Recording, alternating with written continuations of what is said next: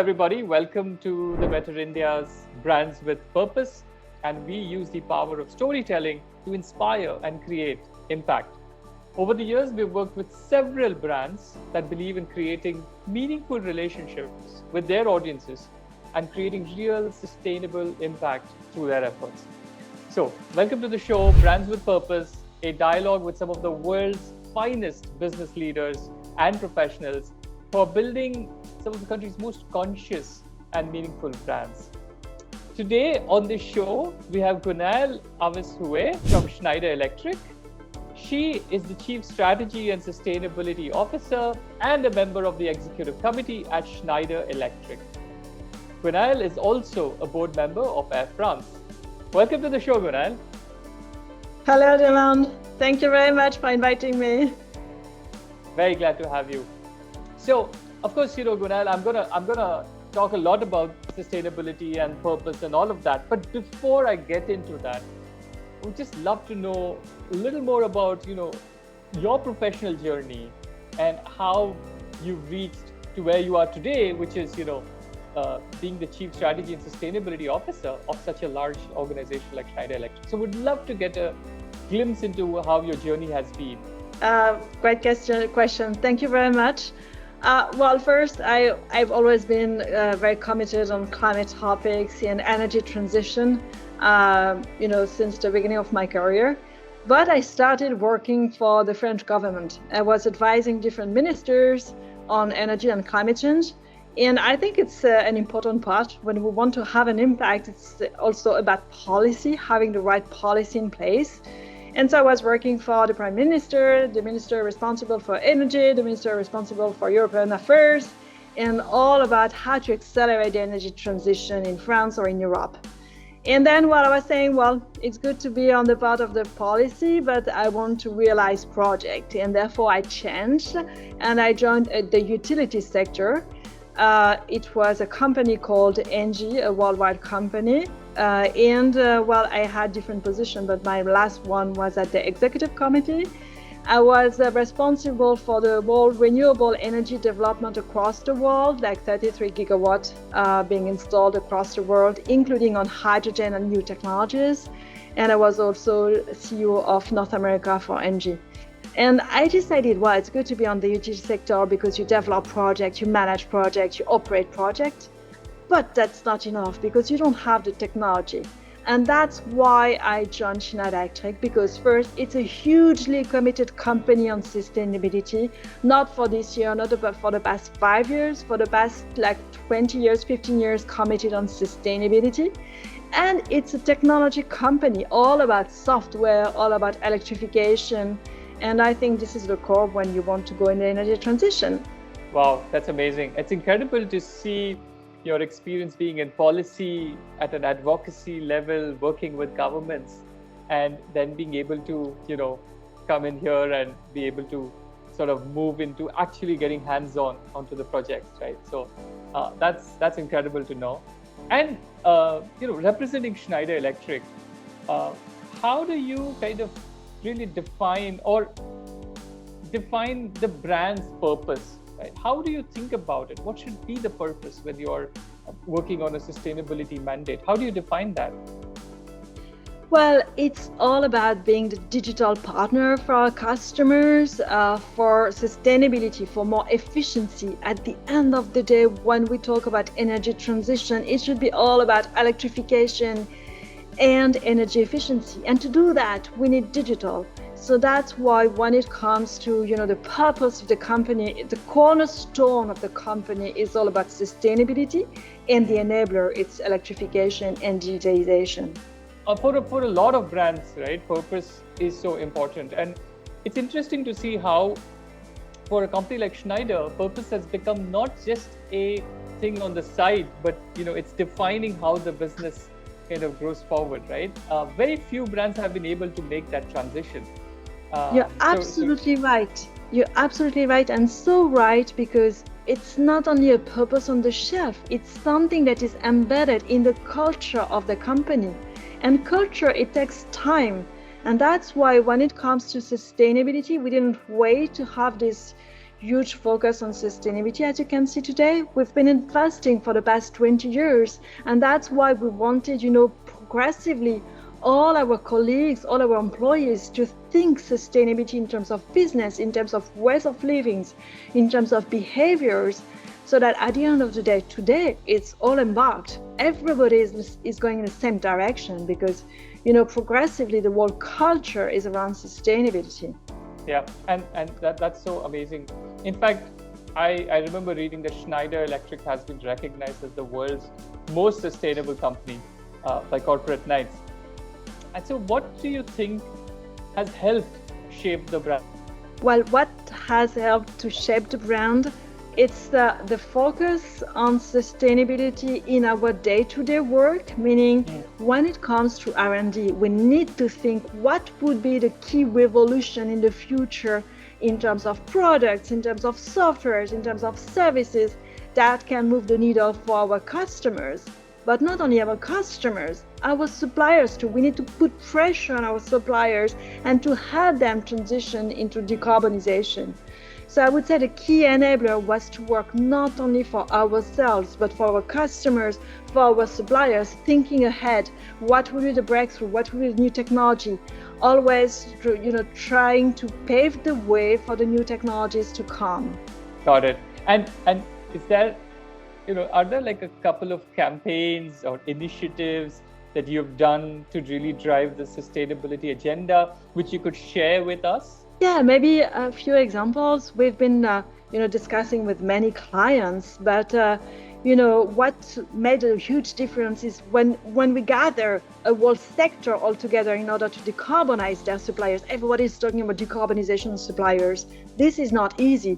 So, for example, we've been working with the top 13 pharmaceutical industries like GSK, Pfizer, like Sanofi, and all those guys. They're all in competition. But we're saying, well, we can help your suppliers to decarbonize. And then we engage with all the suppliers of these top companies in order to help them decarbonizing. So you see, when it comes to real value, it's not only us, it's the customers, but also the suppliers of our own customers. This is how you have a bigger impact. Right. Basically, making sure that every stakeholder is sort of involved in your work, right? So you're getting the customers involved, you're getting... Yes, it's really having the whole ecosystem, customers, suppliers. And by the way, we have launched an initiative in India that is called Green Yoda. And the importance of Green Yoda is to bring all together, not only the big companies, but also the citizens, much broadly in order to have, everybody embarked. Because sometimes when it comes to sustainability, we think about big programs, big branding campaign or whatever. But in reality, we want to show that everything matters. Small solutions, small actions, but also the bigger one, everything matters. So for example, we wanted to have an impact, and we've been working with the cricket, the big team, Rajasthan Royals, in order to have the first game of cricket to be carbon neutral. What an example. It's small things, big things, it's all together.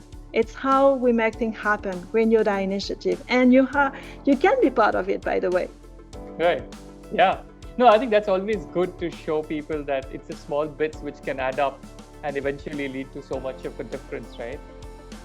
In fact, everywhere you keep reading about climate change, global warming, and with global warming's really rapid increase, I think the areas of focus on sustainability are also changing. So how do you adapt? How do you keep in tune so that your initiatives and campaigns are also working towards those pressing concerns? You're absolutely right. We see more and more concerns around sustainability, but also, for example, when it comes to energy transition, it's all about affordability, making sure it's affordable, but also reliable. But you see many people that have access to electricity, but in a reliable way. And therefore, we want to combine all those elements: sustainability, affordability, but at the same time, reliability. And I think that when it comes all together, then it's the perfect solution. Just a few examples. We've seen more and more the customers wanted to control their energy, because then you can save energy if you control the energy, and you can therefore produce your own energy. It's the concept of what we call prosumer. You have on site your solar, your batteries, your EV, etc., and you can manage it on the software through your telephone. And everything, is the energy management. It's how to reduce your own energy, consume your energy, etc., etc. So it's becoming more and more like a behavior, while combining sustainability, reliability of the energy, and at the end of the day, affordability. And I think this is something that we need to go ahead. It's a mega trend that we're seeing more and more for the commercial industrial customers, but also the residential customer. For example, on my telephone today, I have one of our applications, which is called Wiser. I'm in India, I'm living in Boston, and on my telephone, I control the energy consumed in my house in Paris. This is something that is, normally being developed. We need this kind of tool in order to optimize the energy everywhere that we consume. Yeah, and energy optimized is actually energy saved, and that's actually, money created for the consumers. Exactly. Right? It's the amount of money that you can save, and people can use that to kind of drive the economy. So this is huge. This is massive impact. Right? Wow, very incredible. Thank you so much for sharing this example. We've spoken about Schneider Electric and so on, but is there any particular other particular kind of books you read on sustainability or research that you like, or any authors you like who talk about sustainability? Well, I've been reading books from Paul Polman. I think it's a good example, because at the end of the day, the way he was thinking about the role of a company was an impact company again. The same kind of model where you combine planet, profit, and people. And sometimes I did not insist previously, but sometimes we think about profit first. Our company is not that way. It's taking all together profit, planet, and people. And that's why we also have social commitment, the same way that we have environmental commitment. And when we think about a performing company, it's a combination of financial results, but at the same time, extra financial commitments. And we think that companies that are committing on social and environment will perform even better. So that's why we have this global commitment. And I think that Paul Polman drove the way initially, and what he wrote on that topic was extremely insightful. Yeah, that's one of my favorite books as well. So I'm glad you kind of mentioned that. You see? Yeah, incredible. Yeah, what a wonderful way in which he's brought out all of this together. So really glad to know that. The other question I would want it is because I think sustainability is so important. We're seeing Schneider Electric and you drive so much, and as we progress into the years in the future, we need more and more talent to start thinking about sustainability, and we need more people in the leadership positions like you are. I'd love to get your sort of inputs on what would you say to a young professional who is starting on their career. How do you think they should navigate their journey to really become a leader in the sustainability space? So I think first it's a mindset. Sustainability, it's a number of different expertise that we can bring and we should bring all together. For example, in India, we have a center of expertise that is working globally on artificial intelligence. Artificial intelligence, it's critical for sustainability because it's everything relating to applications in order to do what we call predictive maintenance, etc., to optimize the energy. And therefore, when it comes to any talent, you always have a role. It's just your mindset. You are a specialist on circularity. You are a specialist about designing buildings. You are a specialist of artificial intelligence. You can always have a role to play. And that's what we need to communicate. It's not just a barrier for which you need a special graduation. At the end of the day, we need the whole spectrum. You are an electrician. This is something meaningful for sustainability. We need more electrification. Therefore, it's just a matter of, attracting more and more people from technicians to artificial intelligence in that direction to think this new world with lots of different competencies. Wow. And maybe Yeah. last point that I did not mention, we need more women also. I'm also an advocate, you know. I'm advocating in a STEM, science, technology, etc., because we need more women, engineering and mathematics. We need more women committed, and there is no barrier. It's just thinking that you can make a difference. So it's a wake-up call, also that women have a role to play, and we need more engaged into that direction. I totally agree with you. The fact that we need more women starting to think about this. Our organization has more than 60% women, and we see the great results.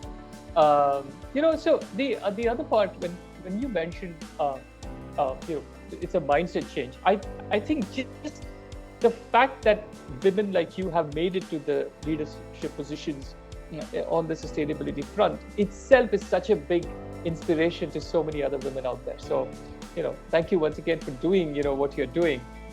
And Gwenaelle, I would love to, you've done so much. You're working on such amazing initiatives.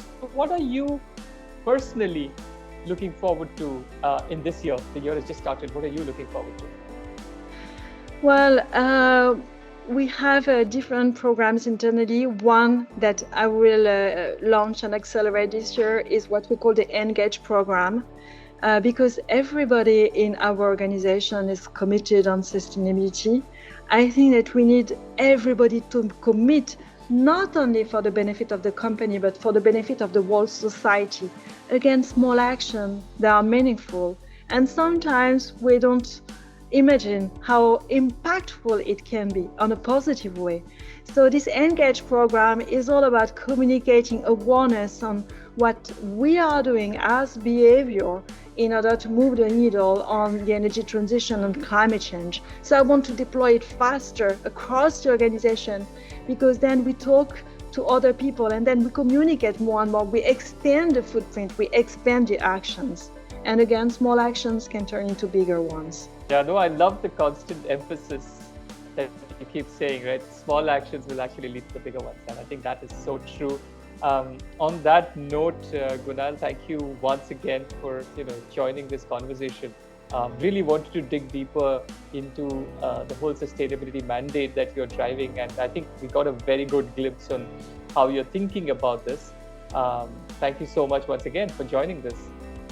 Pleasure, Dhimant. All right, I wish you all the very best. Thank you so much. Okay, Have a good day. All right, thank you so much. Thank you.